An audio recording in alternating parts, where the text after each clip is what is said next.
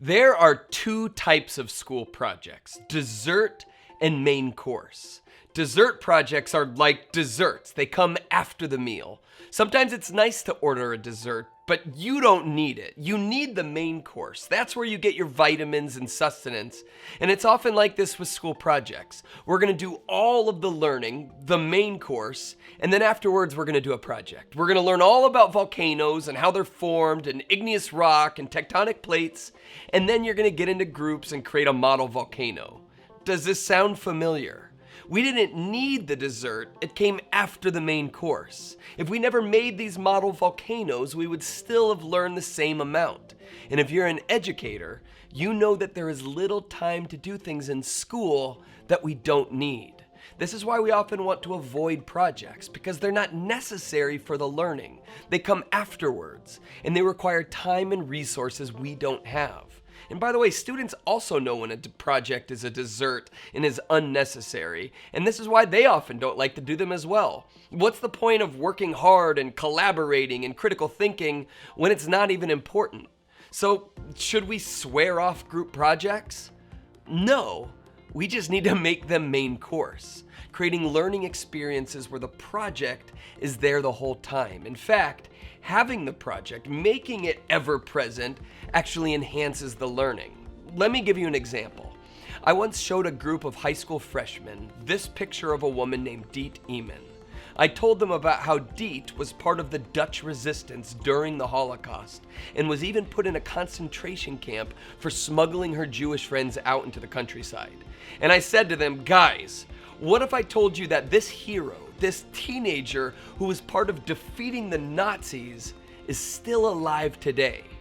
Well, that was pretty intriguing for most of my students, as they didn't have grandparents like I did who fought in this war.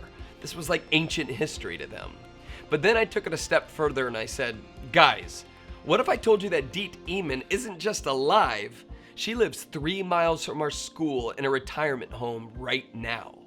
And there are other people who fought in this war and are absolutely heroes, and they live 3 miles from our school too. And many of them have never told their stories, and they are dying every day, taking their stories with them. What should we do about that? And so after doing some brainstorming, we decided to go and talk to and interview these World War II veterans. And we would record their stories with our phones, and for the rest of the unit, the project, while we were learning about World War II and reading about it, we would use the footage to create written biographies for the veterans and mini documentaries to showcase the footage. We'd tell their stories on podcasts, create artwork for the veterans and their families based on their lives. And so that's what we did.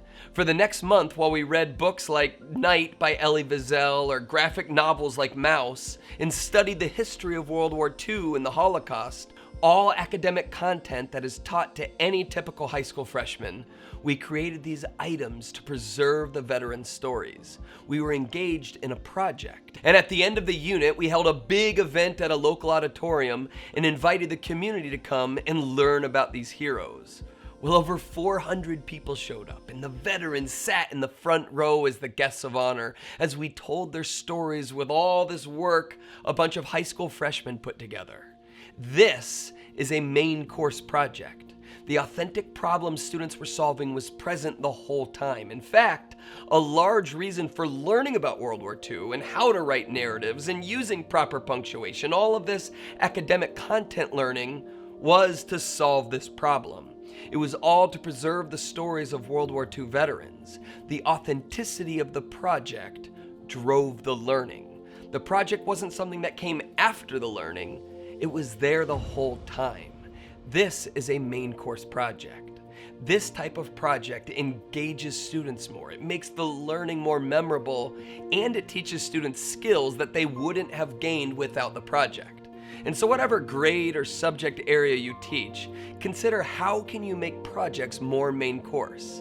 How can you give students authentic problems to solve at the beginning of the learning unit and allow the relevancy and the purpose of the project drive all of the learning that follows? Does this mean every main course project is this big magnanimous event?